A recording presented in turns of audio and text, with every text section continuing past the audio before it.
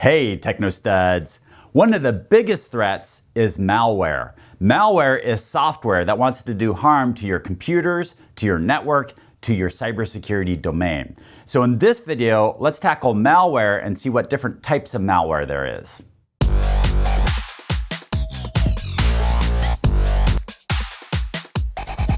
In this video, we're going to be covering common types of malware.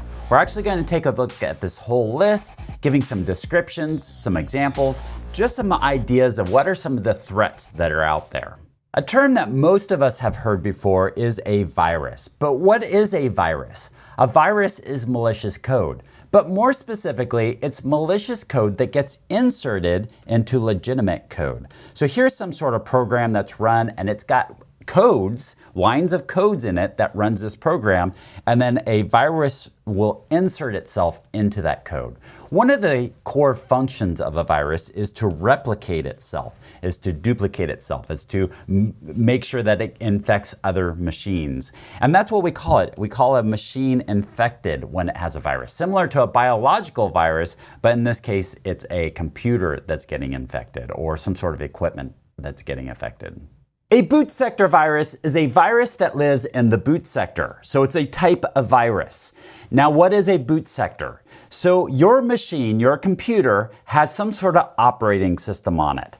Windows, Mac OS, Linux are all examples of an operating system. But this needs to get loaded up into RAM and tell the computer what to do.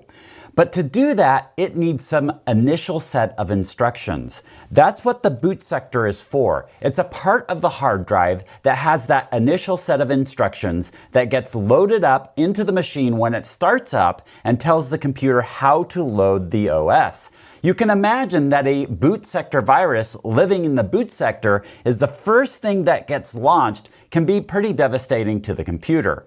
So this is one of the types of viruses that you need to watch out for. A worm can be similar to a virus, although it's different in that it's a standalone program. Where a virus will insert itself into other code, a worm is a program in itself.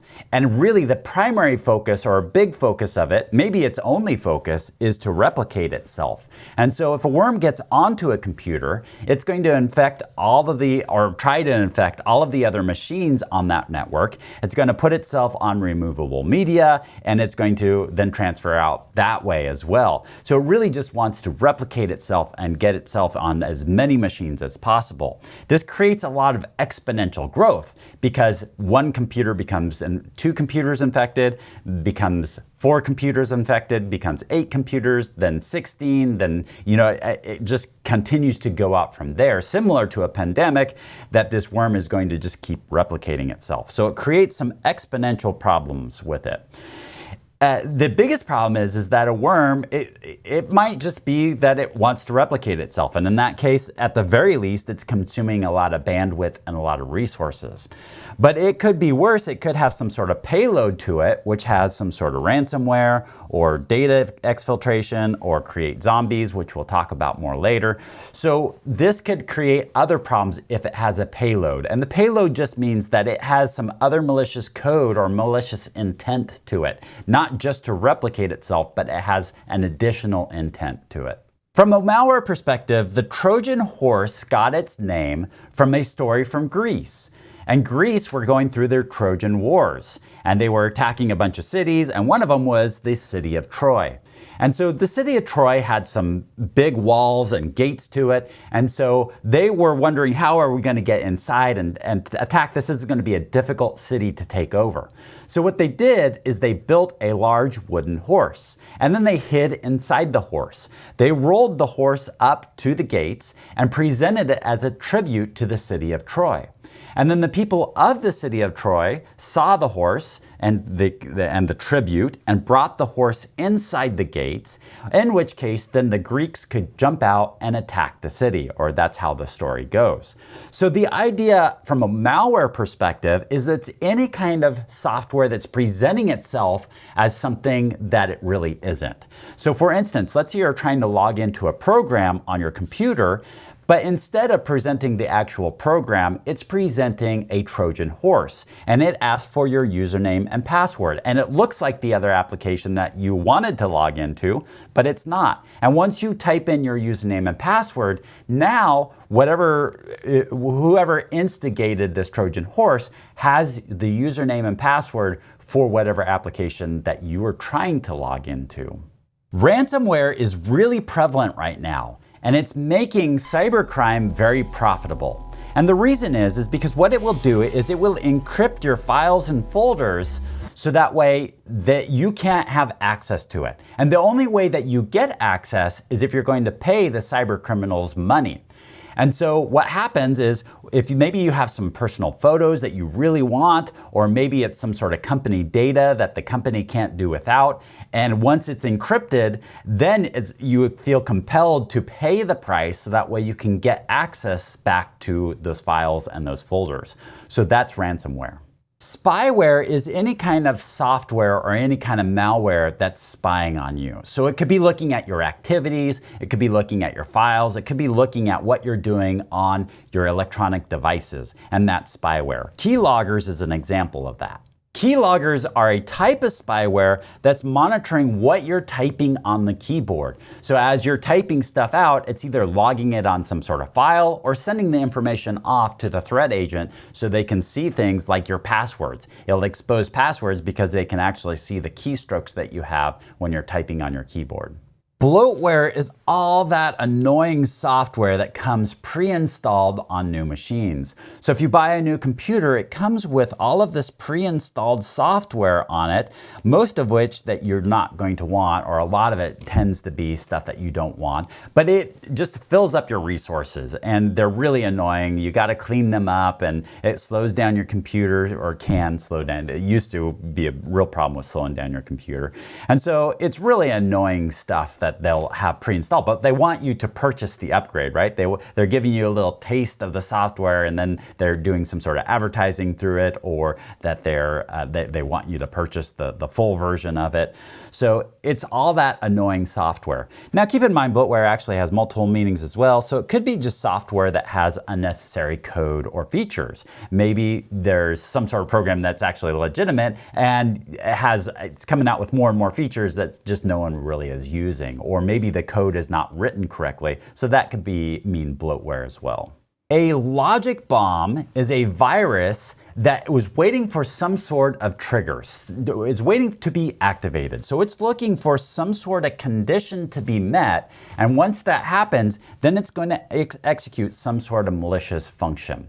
So an example of this is maybe I want time for my virus to spread around and get to lots of machines before it actually gets executed. So that way somebody doesn't find it and get rid of it before it actually starts causing problems.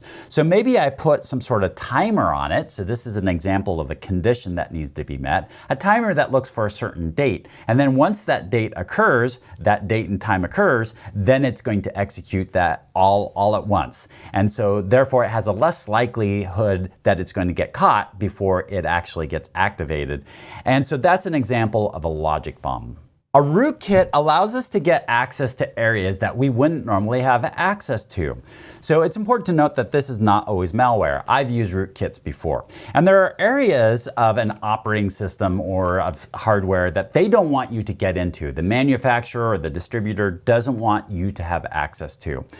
So what we can do is there are software that we can download to gain access to it. Rootkit is broken into two parts: root, which means it's a privilege account to like a Unix or a Linux machine, and kit, which is the software that gives us access to that area. And a good example of this is one of the times I used a rootkit to break into a Kindle Fire. It was one of the initial Kindle Fires. I wanted to be able to do my own thing with it and not what they wanted me to do with it. So I was able to root that device and be able to get into it to do what I wanted to do out of it. A botnet is a network of bots. But then what is a bot? Well, I would install software on each one of these machines, and then they would become bots. So I would gain control over each one of these machines. The question is, well, what am I trying to do? And so for instance, let's say I'm trying to launch against this website some sort of denial of service attack. And I'm on this machine right here. And maybe this machine alone couldn't generate enough traffic to be able to disrupt this bank of web servers here. So what I do is I infect all of these other computers here with these bots, and now I have control over them. And these computers become zombie computers. And now I have this network of bots, and I launch an attack all at the same time, this distributed denial of service attack, to be able to tackle this web server and bring it to its knees. So then it's now not able to hand out legitimate web pages and be able to service its legitimate customers because I've taken the service down. A botnet attack can be referred to as a command and control attack. And the reason is because a botnet attack will use command and control software.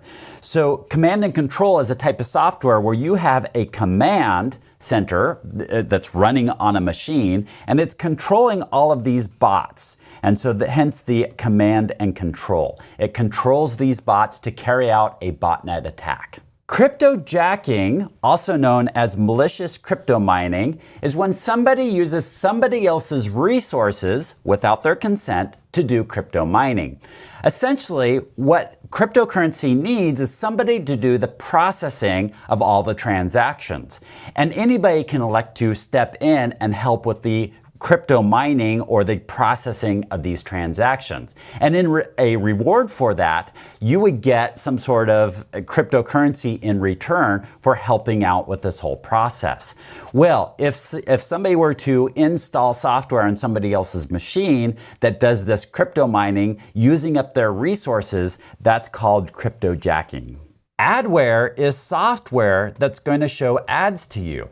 And the way that whoever made this adware makes money is they get you to install it on your machine. It's going to show ads to you. And then that person, every time you click one of those ads or every time it shows you one of those ads, then they get a little bit of money for that and get enough people out there to be able to click on those ads or just be able to view those ads. And then it can add up to quite a bit of money for whoever has created this adware.